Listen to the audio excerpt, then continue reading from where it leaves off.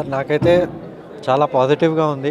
ఎక్కడికెళ్ళినా గానీ యూత్ అందరూ గూడా ఒక మార్పు కోరుకుంటున్నారు.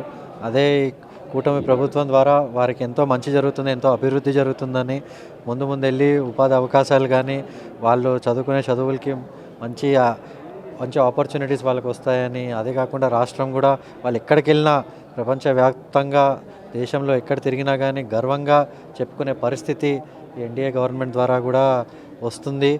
కూటమి ద్వారా వస్తుందని కూడా ప్రతి ఒక్కళ్ళు కూడా చెప్పడం జరుగుతుంది. ప్రతి ఒక్కళ్ళు కూడా మార్పు కోరుకోవడం జరుగుతుంది. సార్ మచిలీపట్నంలో వాళ్ళు పర్యటించారు ఎన్నికల ప్రచారం చేశారు. జనం ఎటువంటి సమస్యలు మీ దృష్టికి తీసుకొచ్చారు? ఎలా చూశారు? ఇప్పుడు రవీంద్ర గారితో పర్యటన చేసి యాక్చువల్లీ చాలా సంతోషంగా ఉంది. జనాలందరూ కూడా సార్‌ని చూసి ఎంతో ఉత్సాహంగా గ్రీట్ చేయటం కూడా జరుగుతుంది. అదే కాకుండా ప్రతి ఒక్కళ్ళు కూడా చెప్తున్నారు, సార్ మాకు ఈ రోడ్లు కావాలి, కుళాయిలు, డ్రింకింగ్ వాటర్ ప్రాబ్లమ్స్ ఉన్నాయి, ఇంకా వివిధ ప్రాబ్లమ్స్ ఉన్నాయి. సో అది ఎక్కడ వైసీపీలో ఏ ఎమ్మెల్యేకి చెప్పినా, ఎంపీకి చెప్పినా కానీ ఎన్నో ఏళ్లగా అది జరగట్లేదు, ఏమీ చేయలేకపోయారు. దానికి కారణాలు కూడా మీ అందరికీ తెలుసు. ఎవరికీ అధికారం లేదు, ఏ ఎంపీ ఎమ్మెల్యేకి కూడా అధికారం లేదు ఆ పార్టీలో కానీ రాష్ట్రం కోసం. ఆయన చేయాలనుకున్నా కానీ చేసే పరిస్థితి లేదు. ఎంతోమంది మంచి ఎమ్మెల్యేలు కూడా ఏం చేయలేని పరిస్థితి అక్కడ ఆ పార్టీలో ఉంది. సో రాష్ట్రానికి మార్పు కావాలి. సో కొల్లు రవీంద్ర గారు ఇటువంటి యువ నాయకులు మనకి గవర్నమెంట్లో ఉండి యువత అందరికీ కూడా ఎన్నో మంచి పనులు చేసి, ఎన్నో అభివృద్ధి కార్యక్రమాలు చేసి, అదే పరిస్థితిలో సంక్షేమం కూడా దాన్ని ఏమీ అడ్డు పెట్టకుండా సంక్షేమం కూడా చేసుకుంటూ పేదరిక నిర్మూలన కూడా చేస్తూ అదే యువతకు కూడా ఎన్నో ఆపర్చునిటీస్ కల్పిస్తారని కూడా నేను పూర్తి స్థాయిలో నమ్ముతున్నాను, నేను భావిస్తున్నానండి. సార్ ఫస్ట్ మీరు వైసీపీలో ఎక్కువ అడుగు వేశారు, తర్వాత మళ్ళీ వచ్చారు. అక్కడికి ఇక్కడికి తేడా ఏమన్నా కనపడింది స్పష్టమైంది?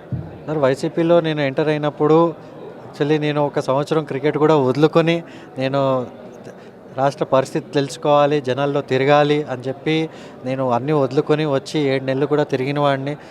అన్ని సమస్యలు తెలుసుకున్నాను.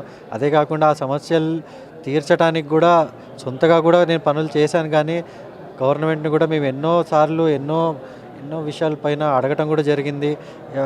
ఇక్కడ ఈ సమస్యలు ఉన్నాయి, ఎక్కువ పెద్దవి కూడా కాదు, చిన్న చిన్న సమస్యలు తీర్చండి అంటే కూడా ఎక్కడ స్పందన లేదు. ఎవరు కూడా గవర్నమెంట్ సీఎం ఆఫీస్లోకి వెళ్ళి ఎవరైనా చెప్పే పరిస్థితి కూడా లేదు అక్కడ. సో నేను తెలుసుకుంది ఏంటంటే, నేను అక్కడ కూడా ఎక్కడికి వెళ్ళినా, ఏ కాలేజీకి వెళ్ళినా, ఏ మీటింగ్కి వెళ్ళినా కానీ నేను చెప్పింది అప్పుడు కూడా స్వేచ్ఛగా పని చేయనిస్తే, అభివృద్ధి పదంగా పని చేయనిస్తే, యువత కోసం నన్ను పని చేయనిస్తేనే నేను ఉంటానని కూడా ఎన్నో మీటింగుల్లో చెప్పాను నేను. అదే నాకు ఒక స్టేజ్ తర్వాత నేను ఇక్కడ ఉంటే ఏమీ చేయలేను, అంటే నా వంతు సహాయం ఏం చేయలేను, అంటే ఒక మనిషి, ఒక ఎంపీ కానీ ఎమ్మెల్యే కానీ అక్కడ ఉంటే ఆయన ఇప్పుడు ఒక ప్రాబ్లం మన కళ్ళ ముందు కనిపిస్తుంది కానీ నేను తీర్చలేకపోతాను అనేది భావం నాకు కలిగింది. అది ప్రతి ఒక్కరికి కూడా ఆ పార్టీలో కలిగింది. ఆ ఫ్రస్ట్రేషన్ అనేది పార్టీలోనే కాదు జనాల్లో కూడా ఉంది. ఎందుకంటే చిన్న చిన్న సమస్యలు ఈజీగా తీర్చే సమస్యలు కూడా తీర్చలేకపోతున్నారు.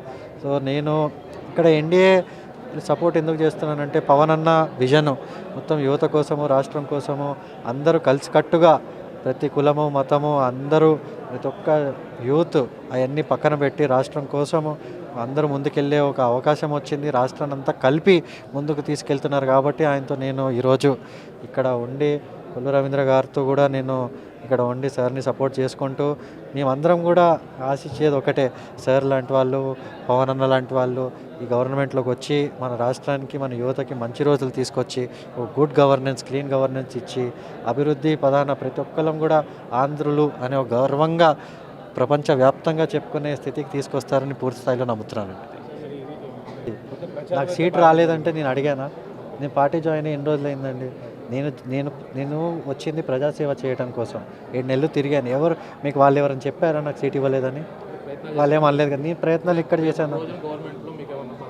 లేదండి, గవర్నమెంట్లో పదవుల గురించి నేను రాలేదు. ఒకవేళ కంటెస్ట్ చేయాలంటే ఇక్కడ కూడా చేసే పరిస్థితి ఉంది. కానీ నేను ఎందుకు కంటెస్ట్ చేయలేదంటే, నాకు ఫస్ట్ తెలుసుకోవాలి మనం పాలిటిక్స్ అనేది ఏంటి, ప్రజల్లో తిరిగే సమస్యలు ఏంటి, నేను ఎట్లా ఉపయోగపడగలను, నేను ఏం చేయగలను అనేది నాకు తెలిసినప్పుడు, క్లారిటీ వచ్చినప్పుడు డెఫినెట్గా కంటెస్ట్ చేసే రోజు వచ్చినప్పుడు చేస్తానండి. ప్రస్తుతానికి వార్మప్ చేస్తున్నానండి. వార్మప్ కాదండి, నేను నా వంతు సహాయం చేస్తున్నాను. ఇది మీరు పాలిటిక్స్ అనేది సీరియస్ బిజినెస్ అండి.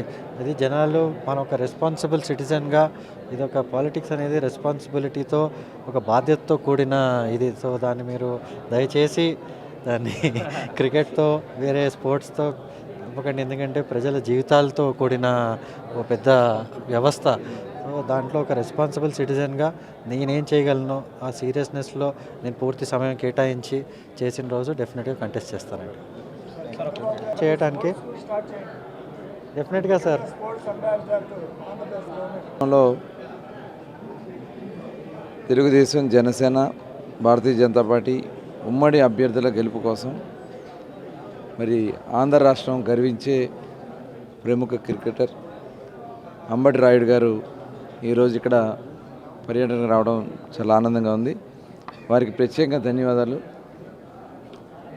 వారు ఒకటే చెప్తా ఉన్నారు, ఈ రాష్ట్రాన్ని కాపాడుకోవాలా, ఈ రాష్ట్రంలో ఉన్నటువంటి యువతను కాపాడుకోవాలా. ప్రస్తుతం ఉన్నటువంటి ప్రభుత్వంలో ఈ రాష్ట్రానికి భవిష్యత్తే లేదు, యువత నిర్వీర్యం అయిపోతూ ఉన్నారు. ఇవాళ గంజాయికో లేకపోతే వేరే వేరే వ్యసనాలకు బానిసలై వాళ్ళ భవిష్యత్తునే పోగొట్టుకుంటా ఉన్నారు. చదువుకున్న ఉద్యోగాలు లేవు. కాబట్టి ఈ రాష్ట్రాన్ని మళ్ళీ పునర్నిర్మాణం చేసుకోవాల్సినటువంటి అవసరం ఉంది.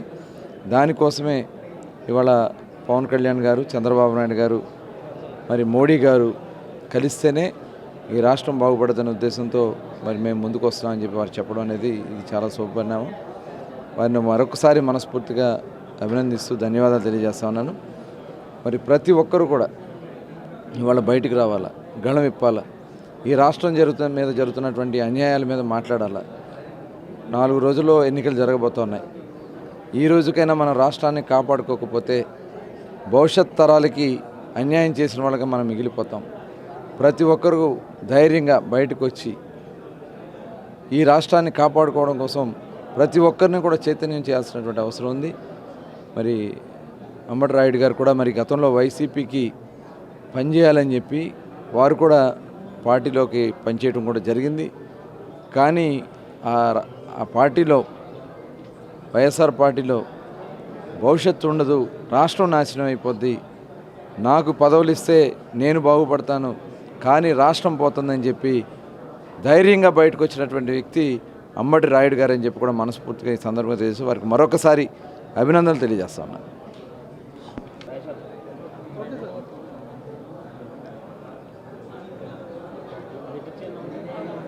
ఈరోజు మచిలీపట్నం నియోజకవర్గానికి అంబటి రాయుడు గారు రావటం చాలా అందరికీ సంతోషంగా ఉంది.